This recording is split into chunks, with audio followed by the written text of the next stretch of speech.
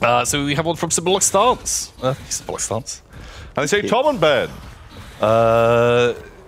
as there is one English orrery maker left. Oh.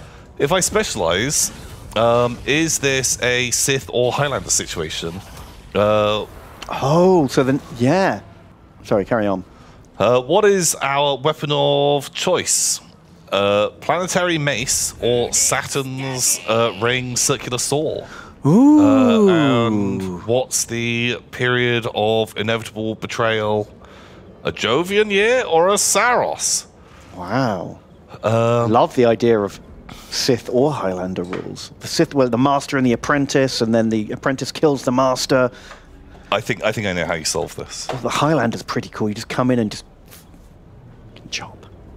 I know how you solve this in the coolest way. Okay. Because not only do you get to defeat your opponent, but also you prove that you're the best at making orreries. Yeah. You use Beyblade rules.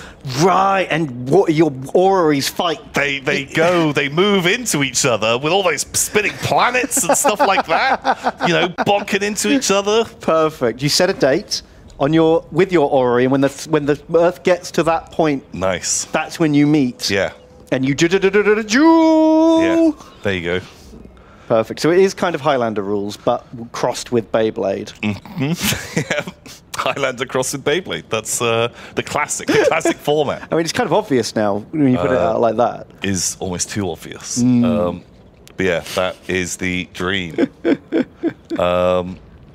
Look, just try and fight me. I feel like I've topped it.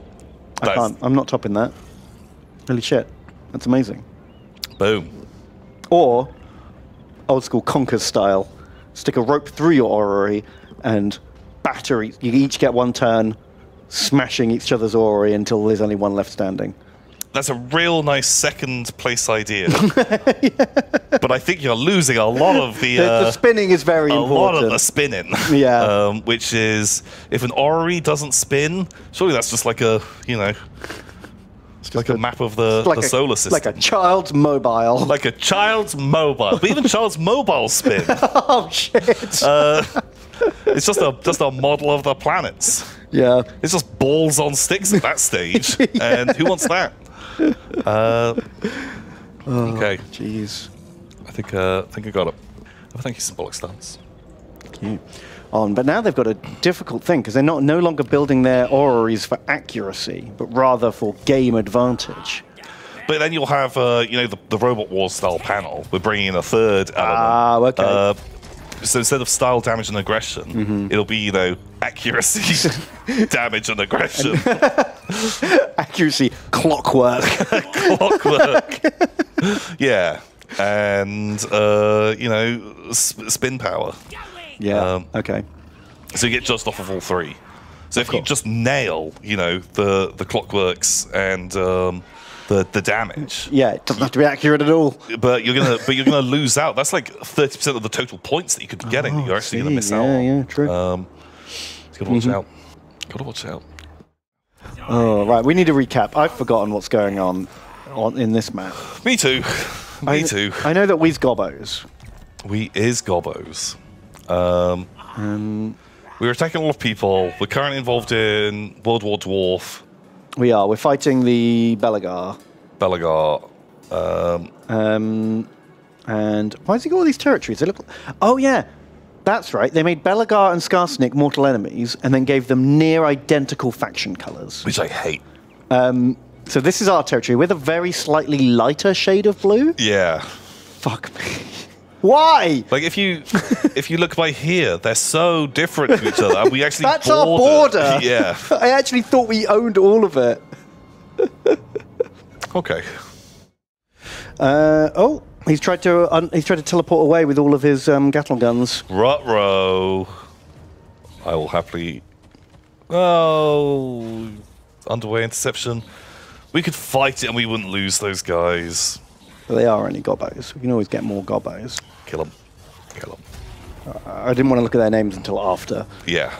So, salute to Fruit King Algerian and Kenny the Gobshite. You died so that we didn't have to load into the battle. Your sacrifice has been valued. You've done great. Good job. But Power Core 2000, shootiest boy in town. Andrija donates $3. Hey, Andrija. Thank you. And they say, hey, TNB. Hey. Recently, I played Oathsworn with some friends, and I noticed the game is quite complex from the start. While a game like Kingdom Death Monster has a simpler start, but gets complex later, which of these styles do you guys prefer? P.S. The Dung Beetle Baron is cool. I actually have a friend who's got his Oathsworn, and we've arranged to start a campaign of it, and I'm looking forward to it. Wow. Which one's Oathsworn? It's got the big rat. The big rat. Oathsworn. It's a cooperative, like, legacy game. Okay. Where you go on quests and have miniatures and do battles and stuff. Okay. So it's kind of like Gloomhaven, but different. And it's got very good reviews. I haven't played it yet. It's got the Broodmother. Oh, okay. Big ratty, covered in ratties. I know nothing about the mechanics, but I've heard great reviews, and my friend's got it. It's very excited, and so we're gonna do an Oathsworn adventure soon. So yeah, I mean, I guess technically speaking, getting starting simple and getting complicated as it goes makes more sense. Yeah. That sounds like the smart. I feel like my gut tells me, you know, I don't want it to be so simple. Well, that's the problem, isn't it? It's getting that balance right. But I feel like I want, you know, your first scenario to be fairly straightforward, not to instantly be worrying about like, okay, so wait, you just dealt 7 bleed tokens, so actually now we have to get out the hemorrhage wheel. Okay, but there's a toxic cloud. Okay, so now we have to get the Bubos chips that we need to stack up.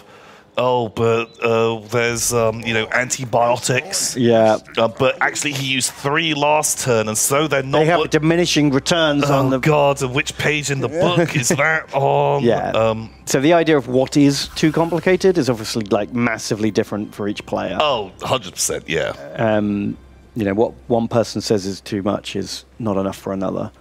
But yeah, I think like, you know, slowly ramping up the complexity. I think I prefer that idea. Having said that, I don't want to play 4 hours of a game or like 3 evenings of a game before it gets interesting. Yeah, which suddenly is the absolute worst. Like if the first couple of hours is just mind-numbingly boring. Yeah. So, you know, where you just don't get to use any of the mechanics, or your character just don't get their cool ability. How many computer games have you had to literally play for an hour and a half before you can do something other than what it tells you to do? Yeah. And often I don't make it to that point when those games do get interesting. No. Because I can't be fun. It's so fucking boring. Yeah. So there you go. That's how we feel. Yeah. A mix between the two. Also, the Dung Beetle Baron is cool. It's like a guy.